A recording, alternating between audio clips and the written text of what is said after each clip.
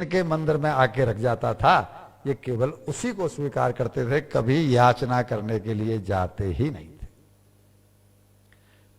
अब कथा को आगे बढ़ाते हैं। 4 मुट्ठी चने को 2-2 मुट्ठी दोनों मित्रों के लिए थी।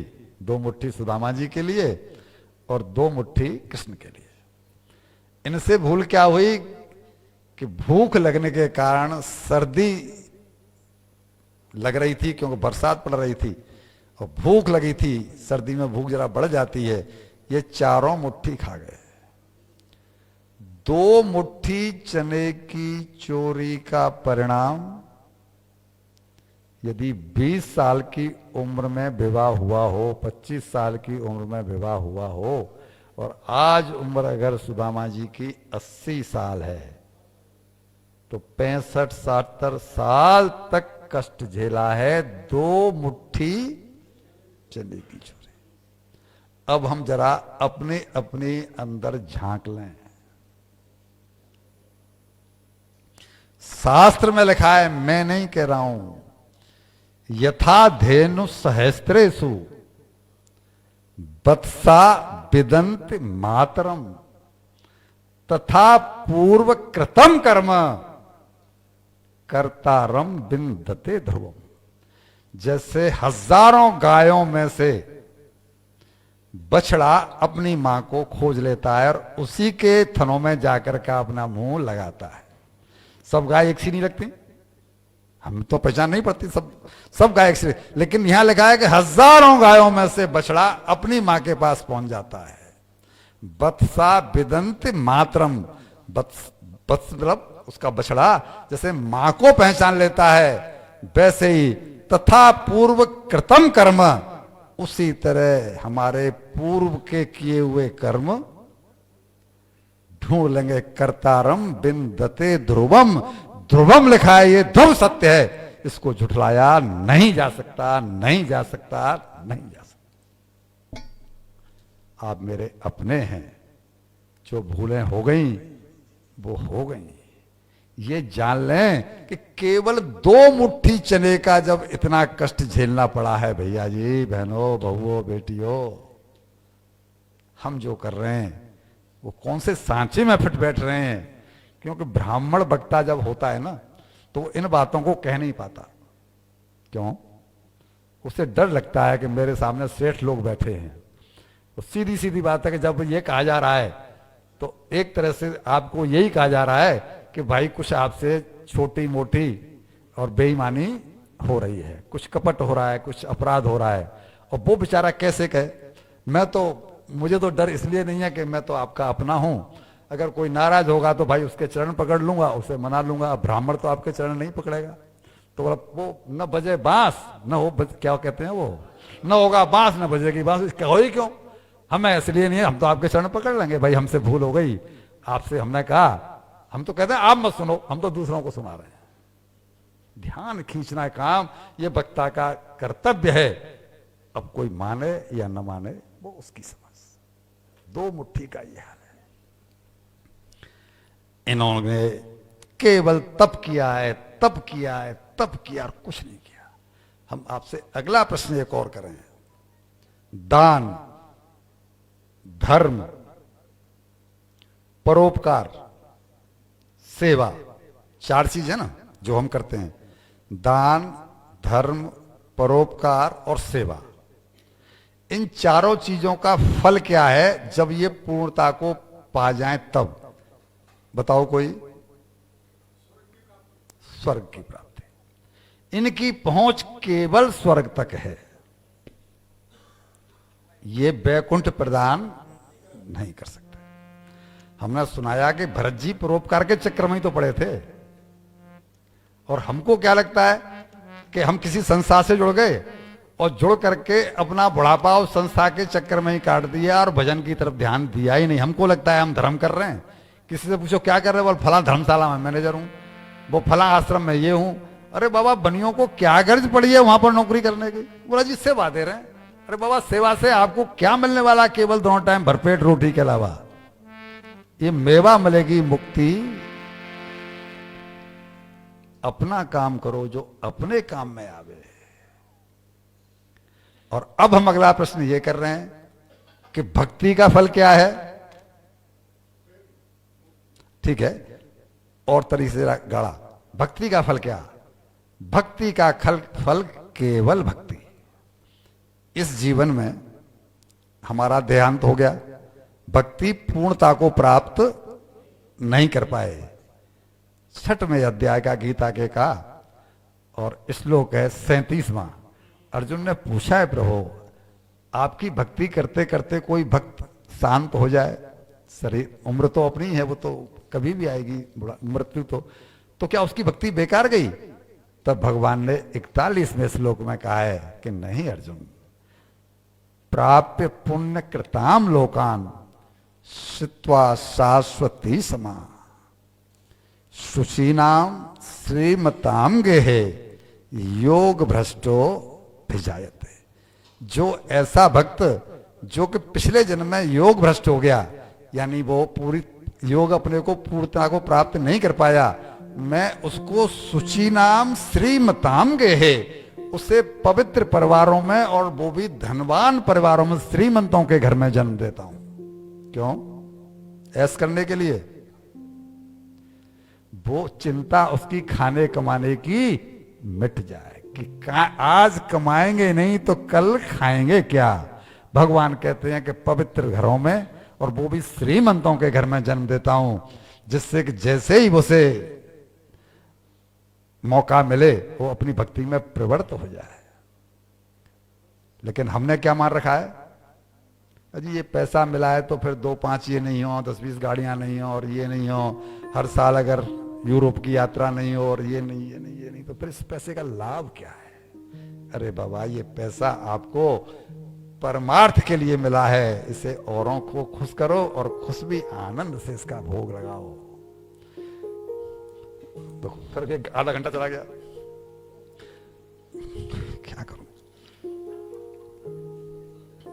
अभावों भरा जीते जीते समय इनको इतना हो गया। अब जब प्रारब्ध पूरा हो गया, ब्राह्मण सुदामा को नहीं पता कि मेरा प्रारब्ध पूरा हो गया है? चलने दूं? राकेश बाबू नाराज होंगे तो आप संभालोगे?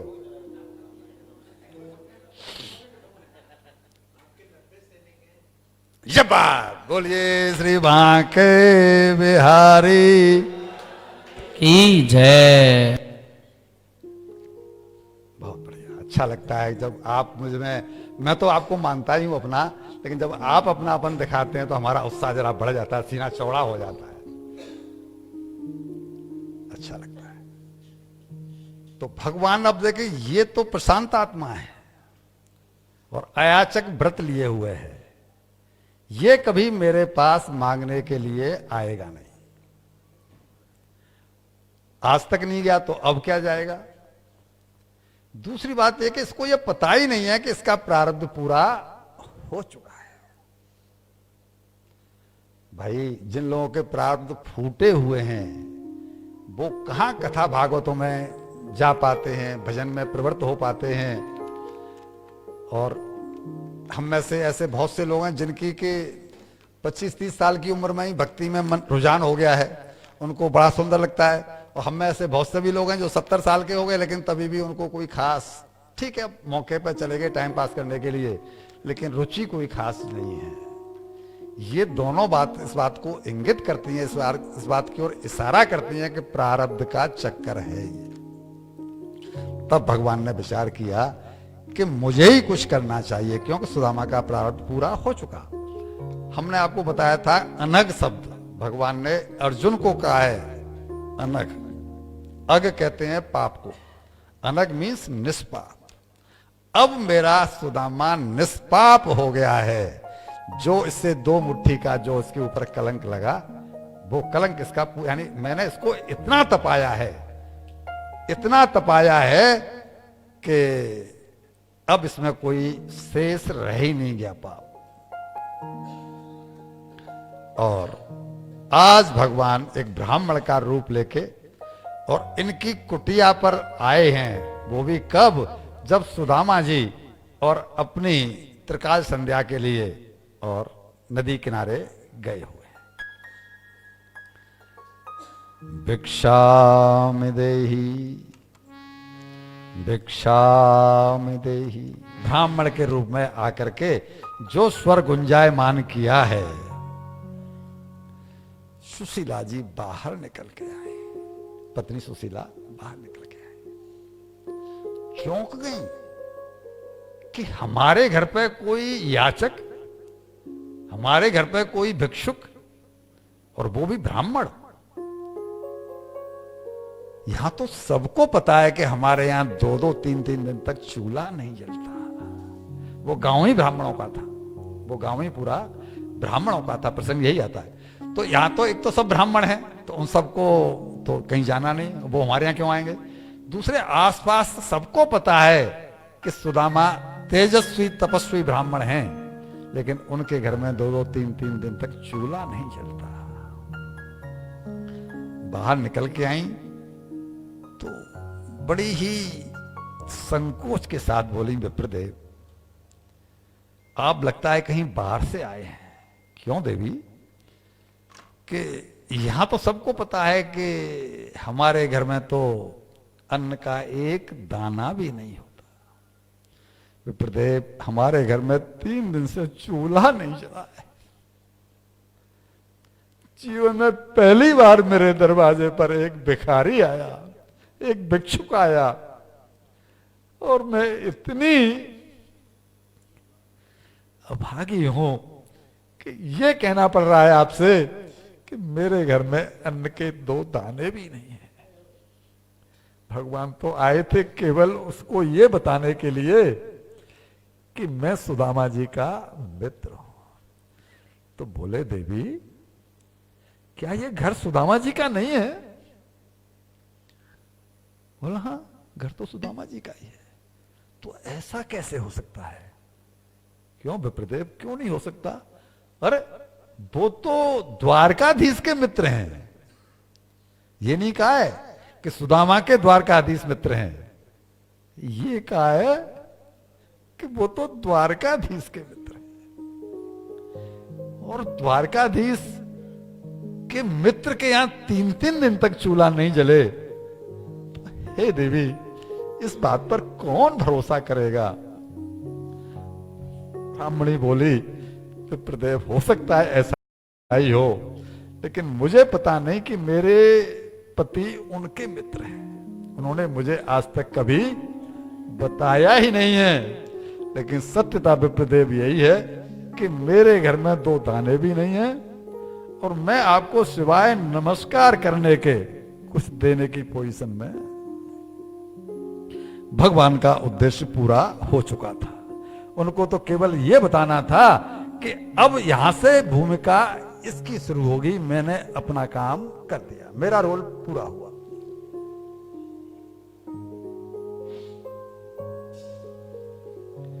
ठीक है देवी, अगर आप कहती हैं तो ऐसा ही होगा। और जय श्री कृष्ण करके भगवान चले गए, और अगर अगली गली में जाके अंतर्ध्यान हो गए। भगवान का काम पूरा हो गया। अब ब्राह्मणी का रोल शुरू हुआ। अब वो चिंतन करने लगी कि जिसका मित्र द्वारकाधीश है, वो पिछले 65 साल से, 60 साल से, 70 साल से तप क्यों रहा है? क्या कारण है? दूसरी बात, तप रहा है, ठीक है, याचक वृत्ति ली हुई है, भिक्षा हमारे घर पर नहीं आई, तप रहा है, यहां तक भी ठीक है। लेकिन ये बात मैं उनकी धर्म पत्नी हूं, मुझे क्यों नहीं बताई? ये चिंतन हम महिलाओं को होना चाहिए। हमारे अंदर ऐसी क्या कमी है कि हमारा पति हमसे छुपा करके कोई व्यवहार कर रहा है? या तो बात को दूसरों से कह देने की आदत होगी, या वो बता रहा है कि आज मैंने ₹1,00,000 कमाया है तो शॉपिंग की, चलो कोई मतलब मेरा ऐसा, माफ करना गुप्ता जी, माफ करना, मैं ये कहना चाहता हूं कि कुल मिलाकर के हमें अपनी तरफ देखना चाहिए कि मेरे अंदर ऐसी क्या कमी रही जो मेरे पति ने मुझे बताया नहीं, मुझसे छुपाया। और उनको यही होश आया, यही ख्याल आया कि लगता है मेरे महिला स्वभाव के कारण कि पिछले इतने सालों से मेरे शरीर पर ढंग के कभी वस्त्र नहीं आए, भरपेट कभी भोजन नहीं किया, शरीर में एकदम जर्जर हो चुका है शरीर।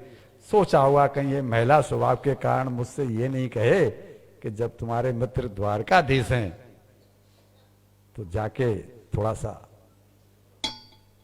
बिल्कुल यही होगा, उनका निश्चय हो गया कि, लेकिन अब वो बोले कि द्वारकाधीश तो भगवान है, मेरे पति की उनसे मित्रता है, ये सारे दिन उन्हीं का तो भजन करते हैं, तो मैं अपने पति को उनके दर्शन करने के लिए तो अवश्य भेजूंगी, लेकिन भिखारी नहीं बनने दूंगी, याचक नहीं बनने दूंगी।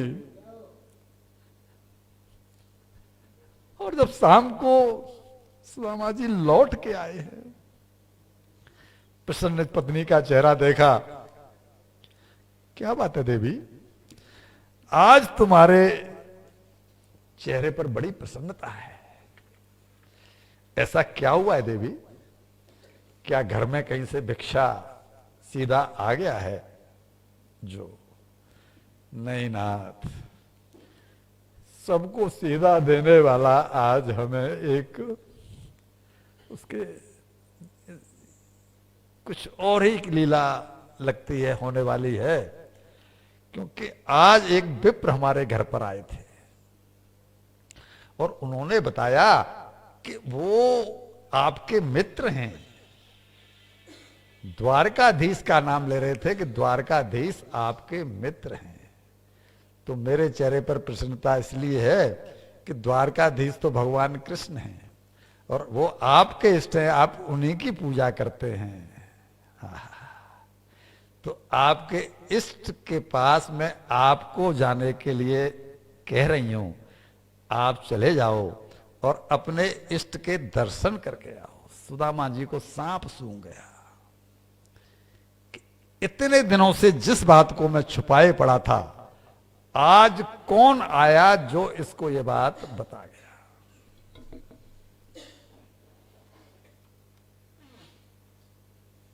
पूछा देवी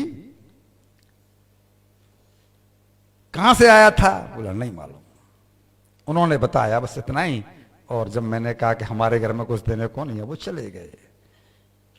सुदामा जी चिंतन में डूब गए, कौन हो सकता है, कौन हो सकता है, और अंत में इसी निष्कर्ष पर पहुंचे कि सिवाय कृष्ण के कोई दूसरा नहीं हो सकता। क्यों? कि ये बात तो किसी को पता है ही नहीं। लगता है मेरा कृष्ण मुझे याद कर रहा है। जब चिंतन में डूबे हुए हैं तो सुशीला ने फिर कहा, स्वामी कहां खो गए? मैं आपसे याचना करने के लिए नहीं कह रही हूं, आप केवल दर्शन करके, अरे भगवान के दर्शन करने से ही मन पवित्र हो जाता है, आत्मा शांत हो जाती है। आप केवल दर्शन करे आओ और वापस आ जाओ, मैं याचना करने को नहीं कर। लगा उनको कि भाई इसमें कोई हर्जा भी नहीं है। जब ये कह रही है दर्शन करके आओ तो मुझे चाहना चाहिए। भगवान ने कहा, देवी मैं द्वारकाधीश से मिलने तो जाऊं, पर 3 रिश्ते ऐसे हैं जहां बिना कुछ लिए नहीं जाना चाहिए। देवी एक तो मंदिर में कभी जाएं दर्शन करने के लिए तो रुपया 2 रुपया उस गुल्लक में डाल दें। क्यों? मंदिर का खर्चा चलेगा कैसे? मंदिर का खर्चा, पुजारी को तो पगार मिल जाती है, लेकिन मंदिर का खर्चा कैसे चलेगा? वो गुल्लक में जो दान आता है उसी से चलता है। और एक संत के यहां गुरु शब्द की जो व्याख्या करते हैं, वो हम जैसे रोटी राम टाइप के गुरु कर देते हैं, जिससे कि दक्षिणा आपसे हमें, वहां गुरु नहीं, शब्द है संत। क्योंकि गुरुओं के पास तो गुरु पूर्णिमा को लाखों करोड़ों रुपए आ जाते हैं, संत तो जंगल में पड़ा है, उसके पास देने कौन जाएगा? तो वो शब्द है संत। जिनको दक्षिणा लेनी होती है ना, वो वहां पर गुरु शब्द पेल देते हैं। पर संत के पास जाओ तो कुछ भी आटा, चावल, दाल, रुपया, पैसा कुछ भी लेके जाओ, जिससे कि उसके जीवन यापन हो सके और भगवान का भजन कर सके। भूखा भजन न होए। और तीसरे अपने मित्र, नहीं साहब, मित्र के यहां माँ बाप तो आपको दे रहे हैं, आप उनके लिए क्या लेके जाओगे?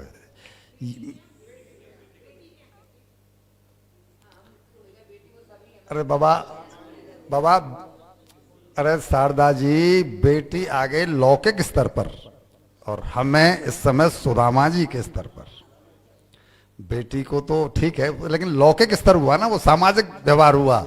हम बात कर रहे हैं इन तीनों जो बताए, ये तीनों लेवल है। एक तीसरा मित्र के यहां। मित्र के यहां जब आप जाते हैं तो अभी ताऊ जी आए थे, कुछ मम्मी कुछ लेकर आए हमारे लिए?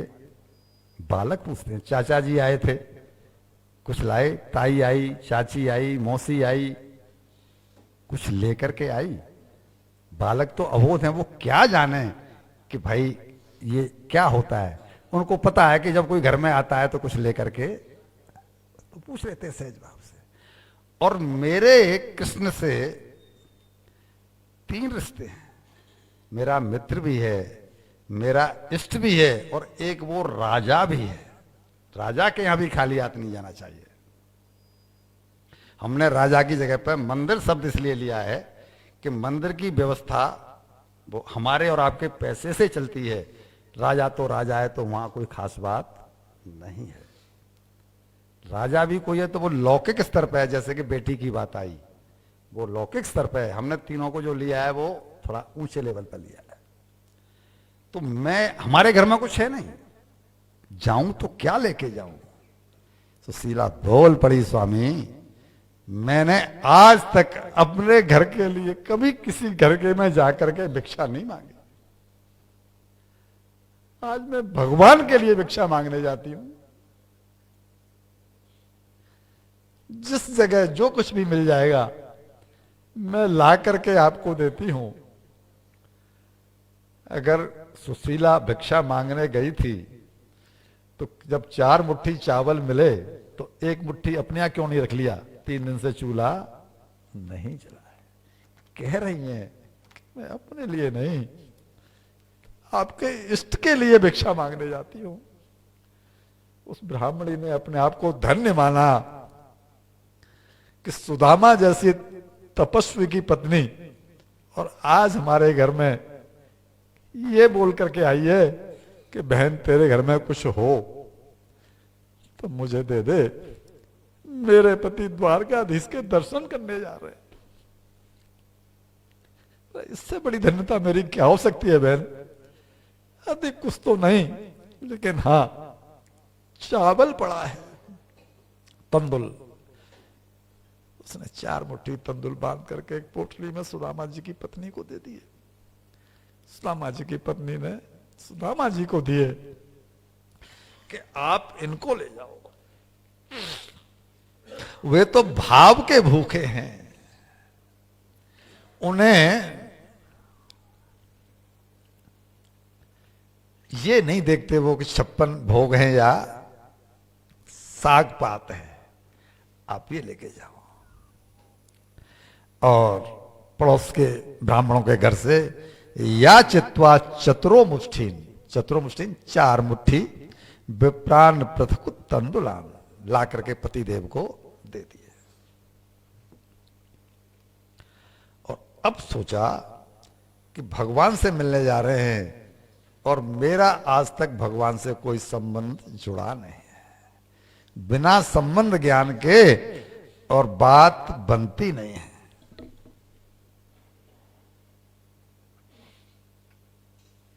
तो एक पत्र लिखा द्वारकाधीश के नाम। ये मेरे पति आपसे बड़े हैं उम्र में, इन्होंने मुझे पूछ लिया तो बोला आपसे बड़े हैं तो आप आज से हुए मेरे देवर। और मैं हुई आपकी भाभी। एक पत्र आपके नाम भेज रही हूं। अगर ये संबंध स्वीकार न हो तो कोई बात नहीं, हम तो जीव हैं, आप ब्रह्म हैं। अगर ये संबंध स्वीकार हो तो इन्हीं के हाथों इसका उत्तर भी भेज देना नाथ। पत्र उनके झोले में डाल दिया और सुदामा जी मन ही मन बड़े प्रसन्न थे जाते हुए। क्यों? कि आज मुझे प्रत्यक्ष कृष्ण के दर्शन होंगे। हृदय में दर्शन तो रोज ही करते थे, 24 घंटे उन्हीं का नाम लेते थे, लेकिन साहब हमारी आपकी बात टेलीफोन पर हो उसकी बात अलग है, और जब आमने सामने मिले और दोनों सीने से सीना लग करके जब चिपट के मिलते हैं तो उसकी बात कुछ अलग ही होती है। लेकिन इनका फॉर्मूला था कि मेरा अजीज भी तू है, मेरा तो नसीब भी तू है, मेरा अजीज भी तू है, मेरा नसीब भी तू है। प्यारे, इस दुनिया की भीड़ में सबसे करीब भी तू है। इस दुनिया की भीड़ में सबसे करीब भी तू है। तुझसे ही खिंचती है कन्हैया मेरे जीवन की डोर, तुझसे ही खिंचती है कन्हैया मेरे जीवन की डोर। मेरा प्राण भी तू है, मेरी मंजिल भी तू है, मेरा प्राण भी तू है, मेरी मंजिल भी तू है। अभी ये थोड़ी दूर ही चले थे, 3 दिनों से भूखे तो थे ही। पैदल कितनी देर चल पाते, कितनी दूर चल पाते? 5-7 किलोमीटर ही चले कि आगे एक नदी पड़ गई। अब नदी पड़ गई तो जाएं कैसे, नदी पार कैसे हो? जेब में 1 पैसा है नहीं और वहां नाव भी कोई नहीं है,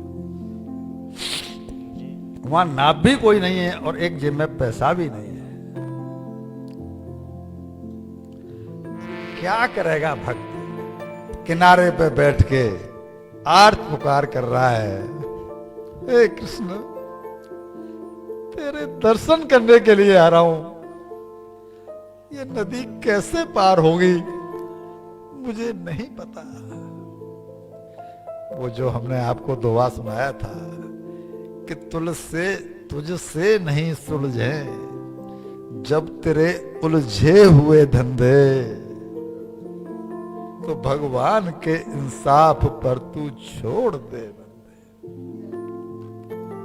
वो खुद ही तेरी मुश्किलें आसान करेगा। जो तू नहीं कर पाया वो भगवान करेगा। और भगवान के कानों से जो इनकी आर्त पुकार टकराई, भगवान ने एक मल्लाह का रूप धारण किया और एक नौका लेकर के और चल पड़े द्वारकापुरी द्वारकापुरी द्वारकापुरी करते हुए, आवाज देते हुए। द्वारकाधीश भगवान मल्लाह के रूप में अपने भक्त को खुद लेने के लिए आए। जग नैया हमार, नैया में हम हैं और हम में संसार। जग नैया हमार, जग नैया हमार, नैया में हम हैं और हम में संसार। जग नैया मेरी नैया, जग नैया मेरी नैया, जग नैया हमार, जग नैया हमार। नैया में हम हैं और हम में संसार। हम ही है नदिया, हम ही किनार, हम ही है नदिया, हम ही किनार, हम ही है बटोई हम ही हैं बटोई बने खेवनहार, करता बिन पैसा पार, करता बिन पैसा पार। नैया में हम हैं और हम में संसार, जग नैया मेरी नैया, नैया मेरी नैया, जग नैया हमार, जग नैया हमार। है नैया में हम हैं और हम में संसार।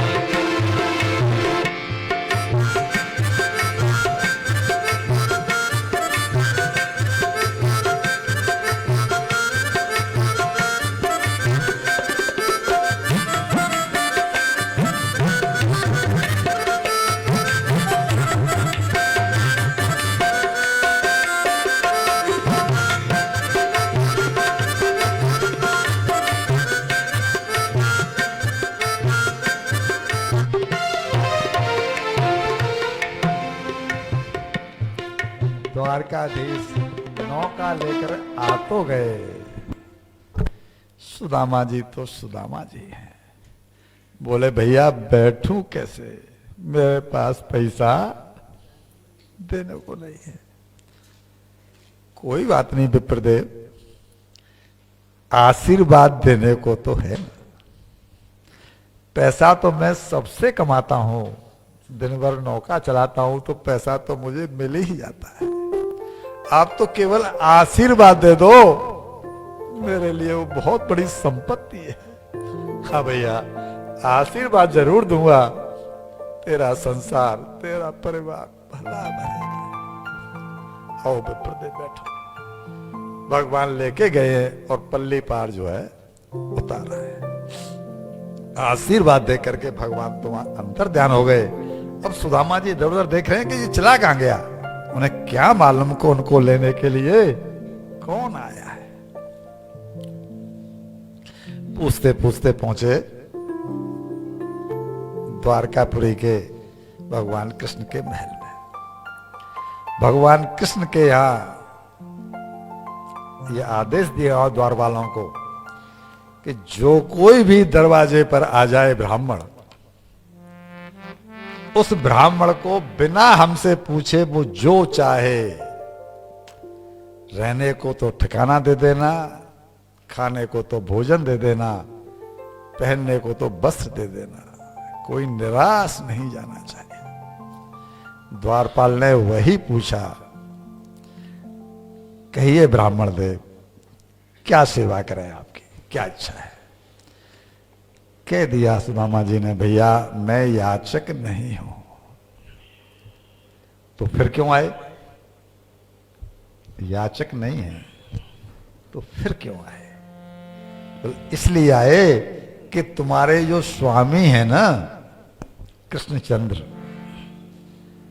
वो मेरे मित्र हैं। मेरो नाम सुदामा मित्र, पुरानी मनमोहन से यारी है, पुरानी मनमोहन से यारी है। बिगड़ी का ना मोल यार, सब बने बने के साथी हैं, बने बने के साथी हैं। मैं तो तुम्हारे स्वामी और अपने मित्र श्री कृष्णचंद्र के दर्शन करने आया हूं। उसने ऊपर से नीचे तक देखा सुदामा जी को। तुम और हमारे स्वामी के मित्र ब्राह्मण विप्रदेव, मित्रता तो बराबर वालों में होती है। गरीब और अमीर की मित्रता नहीं होती। कहां आप और कहां हमारे स्वामी। बचपन की मित्रता है द्वारपाल, तो भी कैसे हो गई वो तो तब भी राजकुमार थे, राजा नहीं थे, तो मथुरा में भी राजकुमार तो थे ही। और आप कैसे हुए? अब उसको क्या जवाब दें? कैसे हुए वो तो उसे पता नहीं। इन्होंने तो यहां तक कहा है कि भैया हमारी मित्रता ही नहीं है, हम दोनों तो साड़ू भाई भी हैं। तब तो उसको चक्कर आते आते बचा। साड़ू भाई? हाँ। बोला मेरी पत्नी और तुम्हारे स्वामिनी दोनों आपस में बहन हैं। तो बोला विप्रदेव बात गले से नहीं उतरती। क्यों? बोला ऐसा कौन बाप होगा जो अपनी एक कन्या को विवाहेगा कृष्णचंद्र के साथ और अपनी दूसरी कन्या को विवाह देगा आपके साथ? तब इन्होंने सुनाया भैया देखो, जब समुद्र मंथन हुआ था ना, तब उसमें से तुम्हारी मालकिन लक्ष्मी जी निकली थी और उसी में से दरिद्रा भी निकली थी। तुम्हारे स्वामी को मिली लक्ष्मी जी और मेरा विवाह हुआ दरिद्रा के साथ। तो हम दोनों साड़ू भाई हुए कि नहीं हुए? अब बेचारे को क्या मालूम है कि ये बात कर रहे हैं सतयुग की। द्वारपाल क्या जाने, उसके गले से बात उतरी नहीं, ऊपर से नीचे तक देखे। भगवान ने कहा, सॉरी सुदामा जी ने कहा, बाबा तू एक काम कर कि तू जाके हमारे बारे में बता दे कि वहां पर एक विप्र आया है और वो कह रहा है कि मैं उनके बचपन का मित्र हूं और उनका दर्शन करना चाहता हूं। अगर तुम्हारे स्वामी कहेंगे कि कह दो कि हमें नहीं मिलना तो मैं चला जाऊंगा। तुम्हारे स्वामी मुझे अंदर बुलाएं तब तो जाने दोगे ना? बोला जाने दूंगा, बात इसमें कोई हर्जा भी नहीं है कि आप कह रहे हैं कि जाके स्वामी से पूछ लो। तो मैं चला जाता हूं। और ये अंदर गए हैं, कह रहे हैं अरे द्वार पालो कन्हैया से कह दो। अरे द्वार पालो कन्हैया से कह दो, इधर पे सुदामा गरीब आ गया है। इधर पे सुदामा गरीब आ गया है। भटकते भटकते न जाने कहाँ से, भटकते भटकते न जाने कहाँ से, तुम्हारे महल के करीब आ गया है।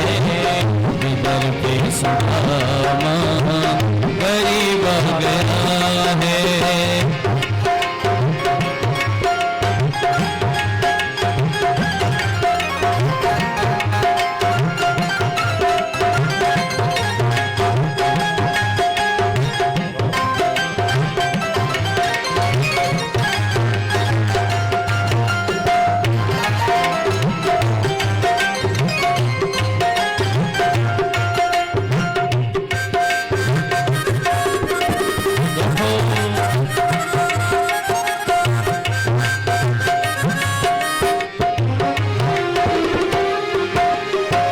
न सर पे है पगड़ी न तन पे है जामा, बता दो कन्हैया को नाम है सुदामा है। बता दो कन्हैया को नाम है सुदामा।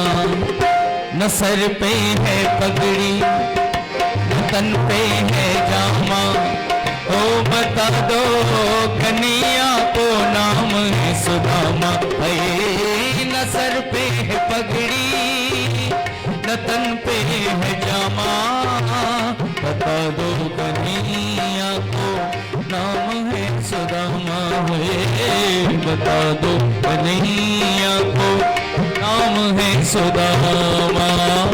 बस एक बार मोहन से जा करके कह दो, तुम एक बार मोहन से जा कर के कह दो मिलने सखा बद नसीब आ गया है, मिलने सखा बद नसीब आ गया है। अरे बाहर बालो कन्हैया से कह दो इधर पे सुदामा गरीब आ गया है, इधर पे सुदामा गरीब आ गया है।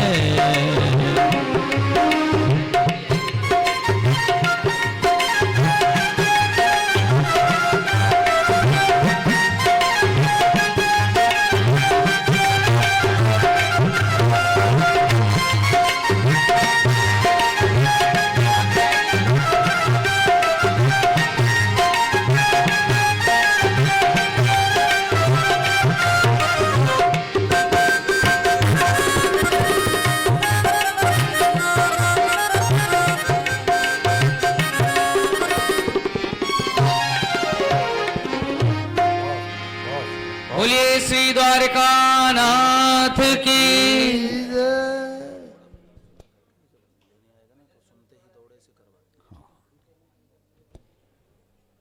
द्वारपाल पहुंच गया।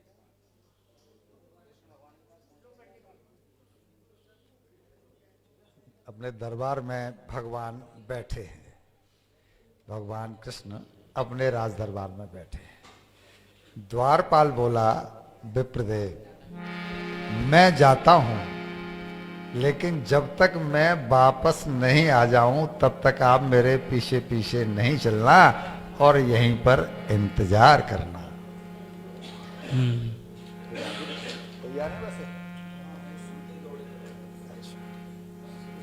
और तब जाकर के द्वारपाल ने बोला है, प्रभु शीस पगाना जगतन पे प्रभु जाने को आए बसो के ही ग्राम, होती फटी सील की द्रौपदी और पाहो पाहन की नहीं श्यामा, बारे खड़ो द्विजे दुर्बल रहो चक सो वसुधा रामा, पूछत दीन दयाल को धाम बतावत आपनो नाम सुदामा, हे पूछत दीन दयाल को नाम बतावत आपनो नाम सुदामा।